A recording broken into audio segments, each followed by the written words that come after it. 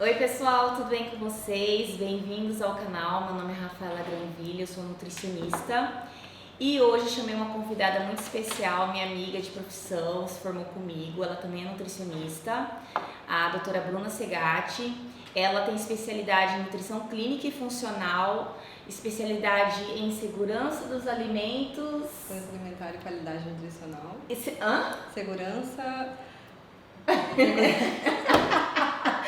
Segurança dos alimentos e qualidade nutricional. Ô, Giovana. E também ela é educadora em diabetes pela Sociedade Brasileira de Diabetes, além de ser nutricionista do Hospital Militar da cidade de Campo Grande, estado do Mato Grosso do Sul. Então hoje eu resolvi chamá-la para a gente falar sobre diabetes, porque ela é especialista nessa área. Então eu gostaria de compartilhar com vocês um pouco de conhecimento. E antes da gente começar, se vocês não são inscritos no canal e caíram aqui de paraquedas, sejam muito bem-vindos. Se inscreva no canal, ative o sininho para vocês receberem notificação quando você tiver mais vídeos aqui no canal. Curta também, que você ajuda esse vídeo a ter mais relevância, e compartilhe com alguém que você conheça que tenha diabetes. E se você já é nosso inscrito, também curte aí para ajudar o nosso canal a crescer cada vez mais, tá bom? Então vamos começar. Vamos. Bom, amiga, eu fiz algumas perguntas aqui, então eu vou lendo e aí você vai me explicando. Bom, primeira pergunta, o que é diabetes? Diabetes, de modo simplificado, é o aumento da glicose no sangue.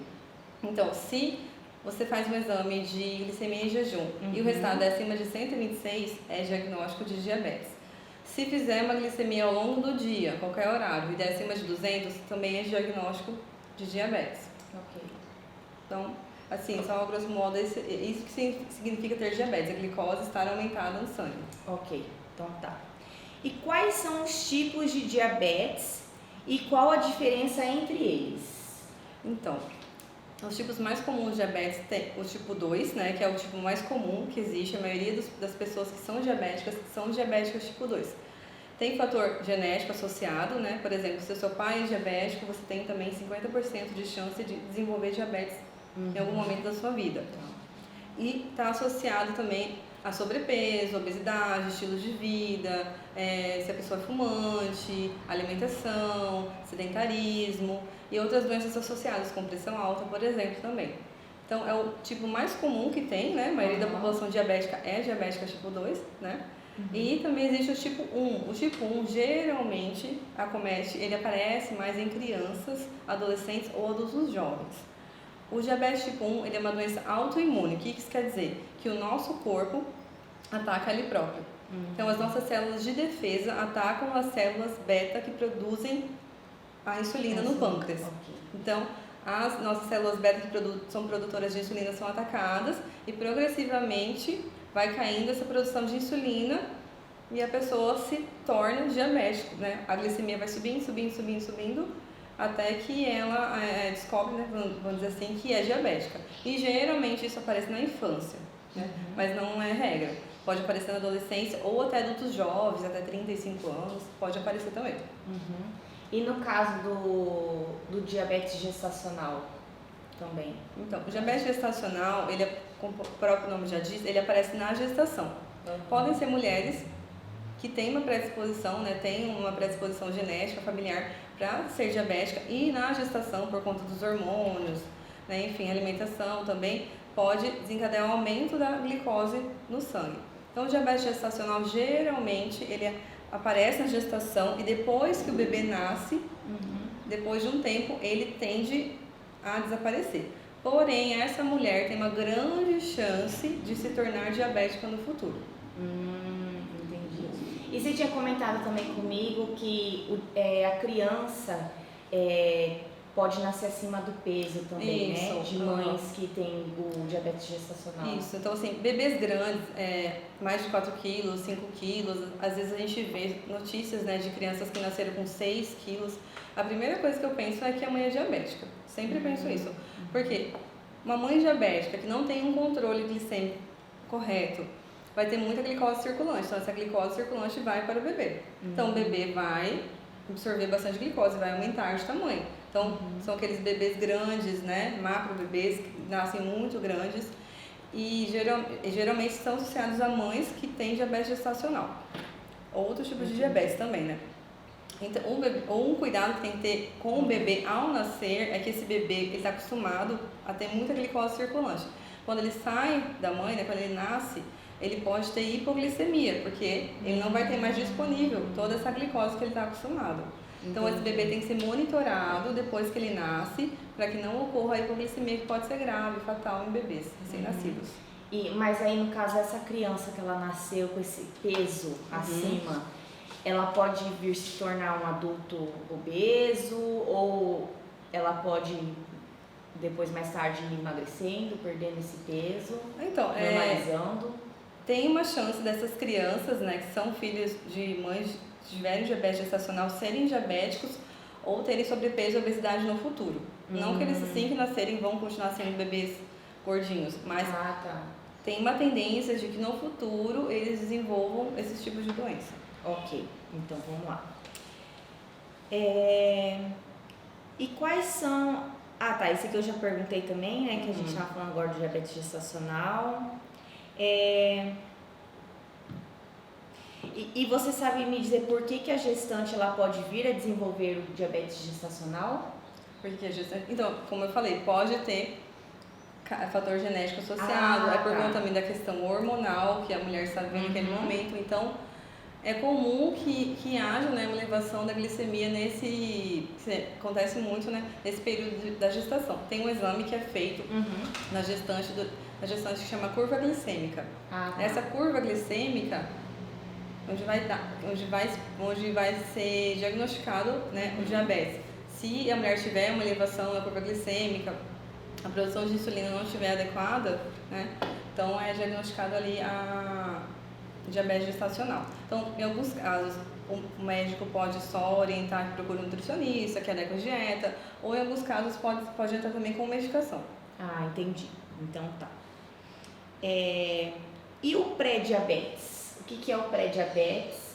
E você tinha comentado comigo também que geralmente as pessoas, né, os pacientes, eles tendem a não ficarem preocupados porque eles acham que assim, eu sou pré-diabético, então ok, eu não sou diabético, eu sou pré-diabético. Então, explica pra gente o que é exatamente isso e se a pessoa tem que ter realmente também atenção, tanto quanto um diabético, né? Então, pré-diabetes, né, famoso pré-diabetes, é quando nada mais é do que a resistência insulínica.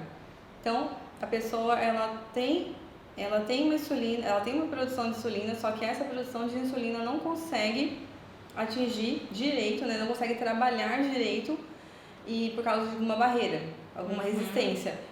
E geralmente pessoas que têm sobrepeso, obesidade, muita gordura.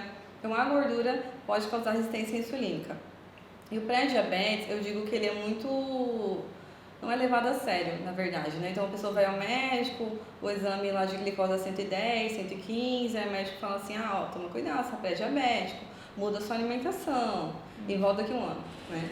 Então se os médicos, eu acho que eles agissem nesse momento, no diagnóstico do pré-diabetes, da resistência insulínica, muitas pessoas não desenvolveriam tão cedo o diabetes. Porque às vezes a pessoa, assim, se assusta um pouco, muda os hábitos durante alguns meses, mas aí depois relaxa, fala, é só um pré-diabetes, né? E se o médico, às vezes, entrasse com medicação ali já, no pré-diabetes, se ele já falasse para o paciente voltar antes, não, volta daqui 3 meses, vamos fazer uma outra hemoglobina glicada, vamos acompanhar, vamos monitorar, né? Exatamente. Então, muitas vezes não é levado a sério. E esse paciente que é pré-diabético, depois vai aparecer 5 anos depois, lá no consultório, diabético, às vezes já com alguma sequela, né, neuropatia diabética, ou problema renal, oftalmológico, que é decorrente do diabetes. Então não é incomum que a pessoa diagnosticada com diabetes tipo 2, por exemplo, né, já apareça no consultório com a glicemia muito elevada e com alguma sequela. Aí, viu? Por isso que é importante o monitoramento disso, as pessoas terem mais consciência que isso pode se tornar depois um diabetes, e não levar assim na brincadeira, achando assim, eu tô agora, vou fazer uma dietinha, aí eu melhoro, daqui a pouco você pode voltar e vir a desenvolver. Então esse negócio é muito sério, tá? E lembrando também que a gente vai falar mais ali na frente, conforme a gente for conversando sobre isso, que a dieta ou a reeducação alimentar, ela é individualizada, tá? Então, você não pode ficar tentando comparar com uma outra pessoa que também às vezes foi diagnosticada com pré-diabetes. Porque tudo é individual, a dieta. Porque você tem um histórico genético, familiar, cultural, sua rotina diária. Então, a gente tem que levar isso mais a sério pra gente, porque quando você previne, né, ou quanto mais cedo você é diagnosticado, você tem mais chance de se recuperar. Porque depois que já está instalado, né? Aí a doença crônica, não tem cura. É muito mais complicado. E o gasto econômico é muito maior. Sim, o paciente diabético é o que mais gasta em farmácia. né? O que mais gasta em farmácia. Quando eu trabalhava só com diabético, né, na indústria farmacêutica, eles falavam, né, que o diabético é o que tem o maior ticket, eles falavam assim, tipo, o que mais gastava na farmácia, que ele comprava remédio, comprava não sei o que, suplemento. E fora isso, a alimentação, né? Porque daí também a gente vai falar sobre isso também.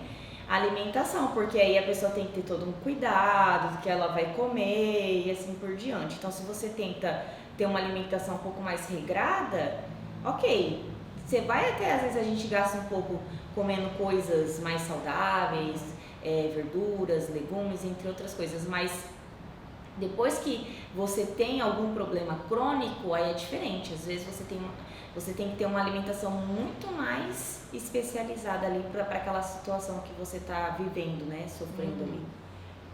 Então vamos lá. E quais são os sintomas geralmente do diabetes? Tem diferença entre eles? Por exemplo, se eu sou do tipo 1, eu tenho determinado tipo de sintoma? Ou geralmente são parecidos? Eles são parecidos, né? Os sintomas clássicos do diabetes, quando ele está descontrolado, quando a glicemia está alterada, a pessoa sente muita sede, vai muito ao banheiro fazer xixi, sente cansaço, né? Ela é uma pessoa que às vezes que ela emagrece e não está fazendo nenhuma dieta, e emagrece muito, né? Esses são os sintomas mais clássicos da glicemia elevada. Assim, no diabético tipo 1, se é uma criança, por exemplo, os pais podem perceber se é uma criança que não faz mais xixi na cama e ela volta a fazer xixi na cama, né? Porque acontece, a criança não consegue segurar. Então, toma muita água e vai muito ao banheiro. É aquela pessoa que acorda 2, 3 vezes para fazer xixi à noite, não acordava e de repente começa a acordar. Entendi. Isso. Tem uma coisa que as pessoas falam que parece que é brincadeira, mas não é. Às vezes pode ter formiga em volta do vaso, porque o xixi sai doce, né? Está saindo glicose pela urina. Então, algumas pessoas descobrem desconfiam que são diabéticas, né? Já ouvi relatos assim. Elas desconfiam que são diabéticas porque vem que começa a juntar formiguinha doceira em volta do vaso. Aí, viu? Então não é porque alguém está comendo coisa no banheiro, é porque às vezes a urina que tá doce. Isso mesmo. Tá. E existe alguma coisa, tratamento que pode auxiliar para reverter o diabetes, de desaparecer? Não, diabetes é uma doença crônica, né? Como eu já falei, doença crônica, assim como uma pressão alta, não tem cura. Ela tem controle, mas cura não. Então, por isso que se você for diagnosticado com pré-diabetes, faça o tratamento corretamente para você evitar desenvolver o diabetes e se tornar algo crônico, tá? Isso mesmo. E quais os cuidados alimentares devemos ter para evitar o desenvolvimento do diabetes? Então, em relação a isso, é o que a gente sempre fala, todo nutricionista fala. Tem uma alimentação variada, saudável, rica em verduras, legumes, carnes magras, frutas, né? Ter uma vida saudável, fazer atividade física, tomar água, evitar bebida alcoólica, fumo. Esse é o básico, né? É o básico para desenvolver, para não desenvolver várias doenças, inclusive o diabetes. É verdade. E a contagem de carboidrato é uma boa opção e este método ele pode ser usado para qualquer tipo de diabetes?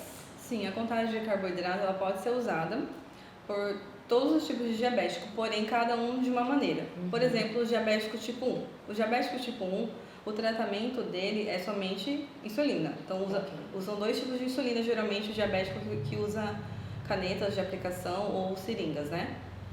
Sem ser o diabético que usa bombas de insulina, por exemplo. Então ele usa uma insulina lenta, que é a basal, e uma insulina rápida ou ultra rápida.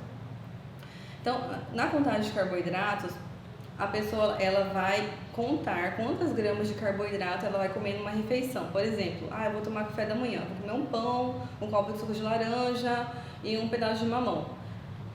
Tem um manual, né, de contagem de carboidratos, onde ele vê a quantidade de carboidratos que tem em cada alimento. Então ele vai contar, eu ensino esse método, né, vai contar e vai ver quantas gramas de carboidrato que ele vai ingerir naquela refeição e quantas unidades de insulina ultra rápida que ele precisa para cobrir essa refeição, né? E junto com a aplicação da insulina para a refeição, a pessoa também vai aferir a glicemia naquele momento para poder aplicar também a insulina referente à glicemia naquele momento. Então, se a glicemia estiver alterada e for comer, são 2 continhas que a gente faz para poder saber quantas unidades de insulina que precisa para cobrir toda essa refeição. Então isso dá liberdade para o paciente diabético tipo 1 poder comer determinados tipos de alimentos e ter um controle glicêmico bom. Né? A contagem de carboidrato para o diabetes tipo 1 ela é padrão ouro de controle glicêmico. Então é o melhor método para controle glicêmico, porque você usar dose fixa de insulina ultra rápida muitas vezes não resolve, porque a pessoa, cada refeição pode ser que ela coma uma quantidade de carboidrato diferente, que a glicemia dela esteja diferente. Então, ela vai aplicar 15 unidades de insulina ultra rápida, de apidra, por exemplo, no almoço que ele comeu, sei lá, 50 gramas de carboidrato e na janta que ele comeu 20, vai aplicar também a mesma coisa? Entendi. Entendeu? Então, é por isso que a contagem de carboidrato é método padrão ouro, porque ela é individualizada. Né? Então assim, parece um pouco complicado, mas depois você vai pegando mão e a pessoa já consegue fazer rapidinho. E você acostuma, porque daí você começa a ver assim, poxa, eu posso amplio as opções de coisas que eu posso comer, né? E se eu comer eu não vou passar mal, porque daí eu vou fazer aquele cálculo, tomar a insulina corretamente, né? Do que às vezes você vai lá, come, e aí você pode até, sei lá, parar no hospital, não sei. Então, eu acho que compensa. E tudo no começo é uma adaptação, às vezes parece um pouco difícil e tal. E é por isso que é importante ter o acompanhamento com o nutricionista, porque se você vai no médico, provavelmente vai ser isso que o médico vai dizer pra você, que você precisa fazer um acompanhamento, porque o nutricionista, que é especialista nesta área como a Bruna, ela faz o acompanhamento e ela vai te orientando e te educando, né? E só em relação ao que você perguntou se serve para qualquer tipo de diabético, né? Então, assim, no caso do diabético tipo 2, que não usa insulina. É um paciente diabético que usa um hipoglicemia oral, alguma outra classe de medicamento. Pode ser feita também a contagem de carboidrato. De que maneira? É feito um plano alimentar, em cada refeição definida a quantidade de carboidrato que a pessoa vai ingerir naquela refeição. Então, 50 gramas no almoço, 20 gramas no café da manhã, etc. Por exemplo, determinando a quantidade de carboidrato que a pessoa vai ingerir naquela refeição, ela não vai extrapolar. Entendi. Ela vai saber que aquilo ali é o suficiente, que aquilo ali não vai deixar a glicemia ter picos glicêmicos, né? Não vai subir a glicemia descontroladamente, né? E vai conseguir manter o controle glicêmico durante o dia. Que um problema, assim, o erro, às vezes, do diabético é comer muito carboidrato junto, em uma refeição só. Né? Então, se a gente dividir melhor, distribuir melhor os carboidratos durante o dia, em todas as refeições, e também a fonte de carboidrato ser uma fonte boa, um alimento, por exemplo, que tenha fibras, né? Sim. Então, tudo isso vai contribuir para o controle glicêmico. Então, pode ser feita a contagem de carboidrato para o tipo 2, para o tipo 1, porém de maneiras diferentes. Ok. Então, deixa eu ver aqui mais outra pergunta. Existe diferença, né, de tratamento medicamentoso nos diabetes, né? Igual você falou, do tipo 1 e do tipo 2. Isso. O tipo 1, o diabético tipo 1 sempre, o único tratamento é a insulina. Tá. Não existe, por enquanto, nenhum tratamento oral para diabetes tipo 1. É só a insulina, porque qual é a deficiência do paciente diabético 1? Não há, ou a produção é muito baixa de insulina, o que ele precisa de insulina.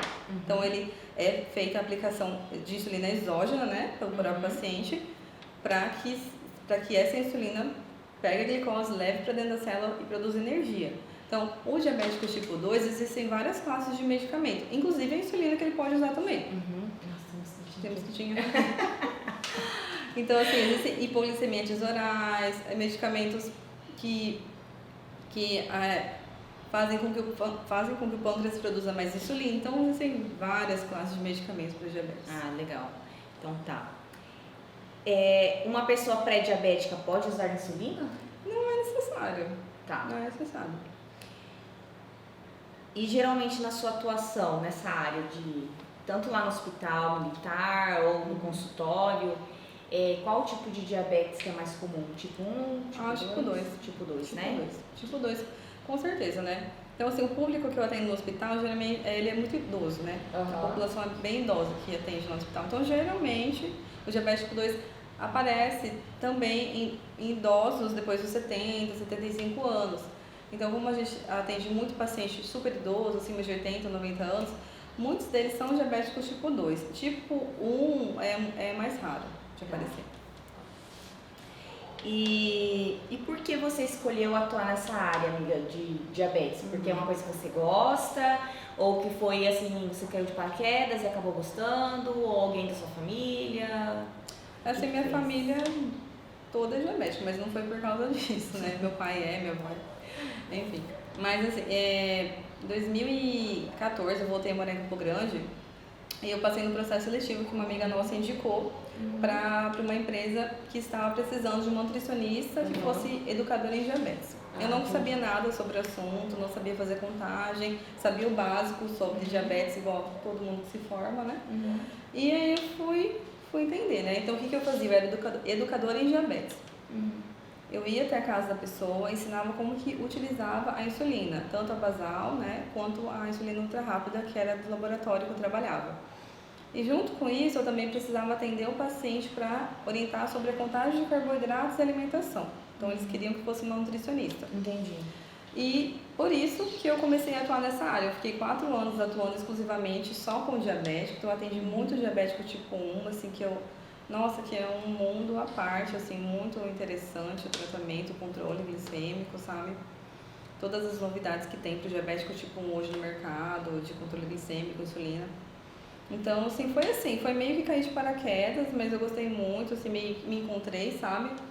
Me encontrei na área, porque, assim, a gente trabalha quando se forma em um monte de coisa, né? Tudo que aparece. E aí eu gostei muito e desde então, assim, eu saí dessa empresa, né? Fui trabalhar no hospital militar, mas eu sempre com essa vontade de atender esse público, né? Por isso que comecei a atender, fazer na clínica, né, um ambulatório para atender só de paciente diabético. E isso que você falou é interessante porque as pessoas acham que só porque você é nutricionista, quando você se forma, você atende qualquer coisa, todas as áreas. E não é. Nutrição, gente, é igual medicina, é igual direito, que sei lá. Você é médico, você é qual especialidade? Eu sou psiquiatra, eu sou endócrino, eu sou oftalmologista, eu sou ginecologista. Tem as áreas de atuação. E a nutrição é a mesma coisa. Então, você tem áreas de atuação, né? E é até bom vocês saberem disso, porque às vezes... Por que eu chamei a Bruna aqui também? Porque o que eu mais falo, assim, é sobre intestino. Então, tem um tema ou outro que eu trago para vocês aqui no canal. E quando eu pensei em falar sobre diabetes, eu falei, caramba, quem que eu posso chamar? Vou chamar a Bruna, porque é a área dela. É muito melhor ela que está ali diariamente lidando com o paciente e tem a experiência dela de nutricionista nessa área do que eu, que sou nutricionista, e passar as informações ali para vocês em cima do que eu estou lendo, do que eu estou estudando, porque não é a minha área de atuação. Então eu prefiro chamar uma amiga, um colega de profissão para estar aqui falando para vocês, né? E que mais? Deixa eu ver. Bom, já terminou. Já terminou, tipo essa manga. Agora, sério, agora eu vou fazer a pergunta final. Tá, verdade. Antes de eu fazer a pergunta final, gente, deixa eu explicar uma coisa pra vocês. Nós tínhamos... vou falar, claro, porque quando eu editar esse vídeo eu vou colocar lá. Ai, que vergonha. Nós gravamos um vídeo lá no consultório da Bruna. Foi tudo tão bonitinho. Foi tudo lindo. Que depois eu vou colocar pra vocês aqui no vídeo e também na descrição. A gente fez o tempo lá, o vídeo ficou lindo, o fundo tudo bonito. E não saiu o áudio. Não saiu o áudio, eu fiquei assim chocada, com ódio, com vontade de chorar. Sim. Daí agora nós estamos gravando aqui na casa da Bruna, Nossa, né? agora vai sair o áudio. Agora, em nome de Jesus, amém. Gente, eu não vou falar de novo, não. Então, vocês não ligam não se vocês escutarem barulho de arara, né, voando aqui, que nós estamos em Campo Grande. E aqui tem arara, tá, gente? Não tem só coisa, não. Verdade. Aqui tem arara, tem Tem capivara, onça andando na rua também. tem né? onça, jacaré. Então, só pra explicar pra vocês, tá? E agora que eu resolvi fazer esse quadro, que eu quero chamar outros, tanto colegas e amigas, né, de profissão também, eu sempre vou fazer essa pergunta pra eles ou pra elas, que é: por que você escolheu ser nutricionista? Uma história tão bonita. Ai, gente, então. Eu, na adolescente, né, terceiro ano do ensino médio. Então, eu não sabia o que eu queria fazer de vestibular, não tinha a menor ideia. Aí, uma amiga da minha irmã, ela era nutricionista. Eu falava, nossa, cara, que massa, né? Chique, né? Nossa, eu achava que era uma profissão assim, nossa, super nova, né? É, Mas é relativamente nova. comparado com medicina e direito, Isso. sei lá, eu engenharia. Aí eu falei, vou fazer nutrição. E foi isso. Eu lembro que eu entrei no site da Unider pra ver a grade. Eu falei, meu Deus. Você falou Feira das Profissões, né? É. Tinha Feira das Profissões na nossa época. Eu pensei em fazer nutrição. Aí, como eu estudava na MASSE, a Uniderp, que era do mesmo dono, fazia a Feira das Profissões. Cada sala era uma profissão. Uhum. Aí eu fui lá ver, achei legal, né? Eu não sabia nem do que se tratava. Vou fazer esse trem, hein? Eu vou fazer. Ai, gente, até que deu certo. Eu a mesma coisa também, porque eu fiquei anos querendo fazer fisioterapia, porque eu tenho escoliose, ia fazer tratamento, usei aparelho e tudo. E aí no último ano já fiquei confusa, porque meu pai falava pra mim fazer direito, pra estudar pra concurso, mas eu não conseguia me ver, sabe? Não era nem estudando pra concurso, mas eu não conseguia me ver formada em direito, Nossa, tendo que fazer uma prova da ordem, advogando. Eu não ia conseguir, não era a minha cara, não era meu, sabe? Eu sempre gostei da área da saúde, eu me identificava, porque também tem aquela questão de você se identificar com as matérias na escola, então eu sempre fui boa em biologia, eu gostava de química também, então o que tem a ver, né, fazer direito? Então eu tenho certeza que talvez era quase 100% que eu não ia passar no concurso e às vezes eu ia até abandonar a profissão porque eu ia estar frustrada, né? E aí nutrição foi o seguinte, eu tava meio nessa, fisioterapia, direito. Aí um dia eu lembro que na casa do meu pai que tinha internet, que na nossa época, você tinha falado, né, era de escada. E aí você tinha na casa do meu pai, fui na casa do meu pai, e aí chegou lá, eu escrevi lá, sei lá, alguma coisa, profissões na área da saúde, algum trem assim, ou tipo nutrição que era. E aí eu acabei gostando também de nutrição. Mas é complicado esse negócio, viu? Ai, gente do céu. Hoje em dia tá melhor, né? É que a gente tava falando no outro vídeo que a gente tinha gravado que não saiu o áudio. Né? A gente falou tanta coisa legal. Porque assim, hoje em dia, vocês que estão nos assistindo, né? São jovens. Que era uma das perguntas que eu ia fazer aqui no final da minha outra. O que você tem pra dizer pros estudantes, né, os futuros nutricionistas, ou quem tá pensando em fazer nutrição? Fala aí, que daí eu falo, senão... Então, uma coisa que eu sempre falo que hoje em dia o conhecimento, né, a informação, ela tá, sim, vasta, né, na internet. Que a gente tava falando, na nossa época, a gente não tinha acesso, assim, a cursos igual tem hoje. Era tudo livro ou artigo, coisa que a gente pegava na biblioteca. Nem todo mundo tinha computador, nem todo mundo tinha internet. Podem crer, esse mundo existiu um dia. Esse mundo existiu um dia, né? E foi bem difícil. Então, assim, aproveitem as oportunidades que vocês têm de estudar, de fazer cursos. Hoje tem cursos até de graça pela internet. E uma coisa super importante também é compartilhem conhecimento. Se o seu coleguinha, né, sua coleguinha precisar, compartilhe conhecimento. Não prenda conhecimento consigo, né? Porque tem lugar para todo mundo nesse mundo. Eu acredito 100% nisso, não é da boca para fora. E eu acho que você pensar assim, você ser desse jeito, só vai te trazer coisa boa. você querer compartilhar com conhecimento, querer que a outra pessoa também saiba, entendeu? Então, assim, tem espaço para todo mundo, não queiram nada que é dos outros, sabe? Porque é que nem eu, né? Tenho um canal aqui e quando eu pensei no tema de diabetes, eu falei, nossa, vou falar com a Bruna. E porque ela é especialista, eu não sou especialista nessa área. Eu poderia sim falar sobre diabetes, mas eu ia falar algo muito superficial. Então, eu optei por trazer alguém que tem a experiência, não só a especialidade, mas tem a experiência diária de estar ali com o paciente, porque também tem aquela questão, você está a parte teórica e você tem a questão prática, né? Então, por isso que eu a convidei aqui para o canal para compartilhar esse conhecimento para vocês. E o que ela falou é real. Porque quando você compartilha conhecimento, de certa forma você faz um network. Porque na hora que você precisar, ou quando você menos esperar, alguém vai lá e vai te passar uma informação que você vai aproveitar para você. Ou até de trabalho também, né? Porque às vezes você tá lá, né, perdeu o serviço, ou você tá procurando um serviço, um trabalho, e alguém vai lá e lembra de você, porque em algum momento você ajudou aquela pessoa, então aquela pessoa tem grandes chances de lembrar de você. E assim, todo lugar que a gente trabalha, a gente tem que tentar manter um bom relacionamento com todos, né? Porque você não sabe, hoje você tá aqui, amanhã você tá lá, né? Então, assim, todo trabalho, todo lugar que a gente passa, a gente tira alguma coisa. Nossa, mas era muito ruim, ganhava muito mal. Enfim, sim, mas tudo da experiência, tudo da experiência. Sim, todos os locais que eu trabalhei, eu tirei alguma coisa. Todos. Que eu ganhei mal, que eu ganhei bem, que fui maltratada ou bem tratada. Eu sempre tentei fazer meu trabalho certinho. Me relacionar bem com as pessoas, não precisa ser amigo de ninguém, né? Mas assim, se relacionar bem com as pessoas, né? Porque não uma questão de interesse, mas uma questão assim, de bom senso mesmo, né? Você pode encontrar aquela pessoa de novo, né? Inclusive eu já tive um trabalho que eu sofria, vamos dizer assim, um assédio moral. Mas independente disso, eu aprendi muita coisa nesse emprego que eu tive. E inclusive teve uma pessoa na época, né, que trabalhava dentro desse local, que ela me indicou para dar consultoria no restaurante.